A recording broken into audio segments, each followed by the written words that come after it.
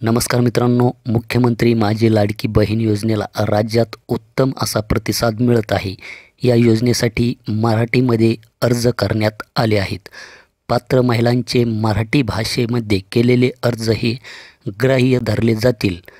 त्याचप्रमाणे मराठीमधील अर्ज हे नामंजूर होणार नाहीत, असे महिला व बालविकास मंत्री अदिती तटकरे यांनी स्पष्ट केले आहे। त्या म्हणाल्या की अर्जाची प्रक्रिया करत असताना काही तांत्रिक अडचणीमुळे मराठी भाषेतील अर्जाचा विषय चर्चेचा आला होता, परंतु ही तांत्रिक अडचण संबंधित बँकेने सोडविली आहे। त्यामुळे मराठीमध्ये केलेले अर्ज स्वीकारले जाणार आहेत। मराठीतील अर्ज नामंजूर किंवा अमान्य होणार नाहीत।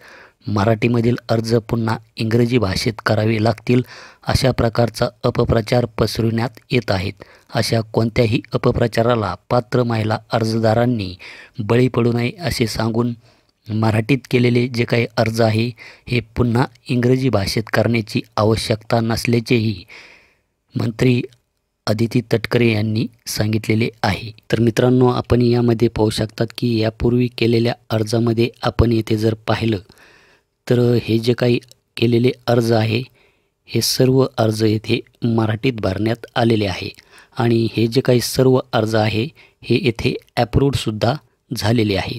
तर आपण अर्ज हा मराठीमध्ये भरला का इंग्लिशमध्ये भरला हे कमेंट करून नक्की सांगा मित्रांनो। तर भेटूया नेक्स्ट व्हिडिओमध्ये। धन्यवाद।